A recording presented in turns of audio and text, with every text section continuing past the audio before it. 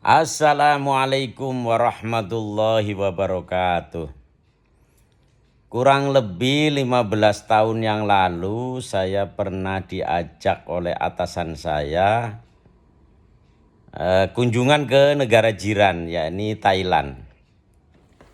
Lalu di samping hal-hal lain yang bisa saya petik dari kunjungan itu, tapi ada yang menarik yang mungkin ini bisa diterapkan di negara kita.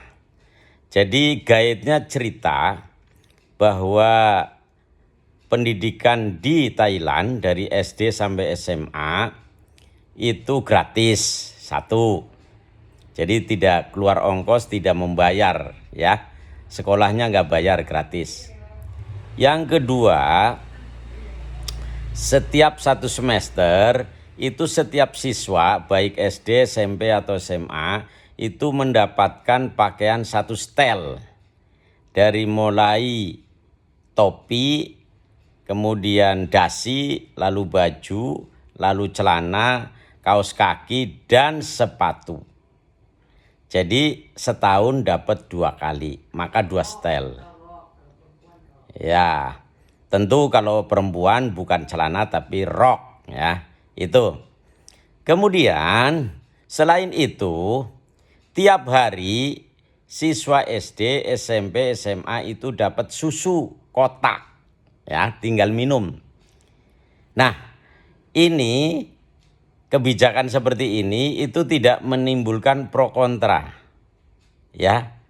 Nah, oleh karena itu saya sih ikut urun rembuk ya, rame-ramenya tentang MBG, banyak yang menentang. Karena apa? Karena banyak siswa yang keracunan, lalu terjadi juga kebocoran, korupsi, pimpinannya itu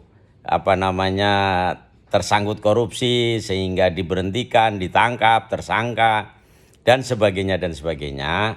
Ini hanya saran. Mudah-mudahan bisa jadi bahan pertimbangan penentu kebijakan, yakni ya Menteri Pendidikannya, ya Presidennya lah itu. Karena ini janji Presiden. Alihkan saja. Nggak salah dan nggak hina kok kalau kita kemudian mencontoh negara lain ya, seperti Thailand. Nah, ini penting. Lalu tentukan yang prioritas. Nah, kalau saya lihat seperti di daerah tertinggal, contoh di Papua, itu banyak anak-anak SD itu justru butuh gizi, ya, butuh makan. Mungkin MBG pas lah di sana. Tapi untuk di daerah-daerah yang tidak tertinggal, alihkan saja seperti yang ada di Thailand, ya. Dan untuk pakaian semua itu dipenuhi. Ya, baik daerah tertinggal maupun daerah yang sudah lebih maju sedikit, gitu. Ini sih hanya saran. Ya, saran itu bisa ditolak, bisa diterima, tidak memaksa. Tapi kenapa sih kalau itu hal baik tidak dicontoh?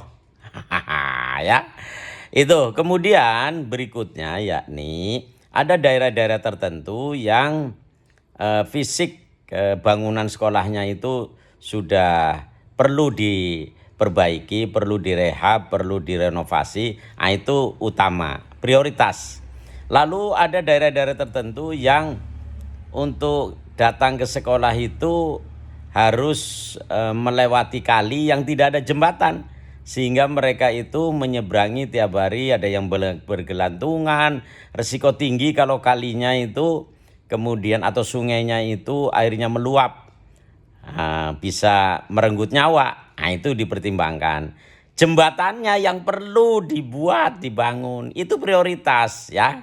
Saya kira itu. Oke, mudah-mudahan saran saya bisa diterima dan saya berharap ya, karena pemimpin sesungguhnya adalah pelayan masyarakat, maka terimalah saran-saran itu dan menjadi bahan pertimbangan. Terima kasih. Wallahu a'lam bishawab. Wassalamualaikum warahmatullahi wabarakatuh.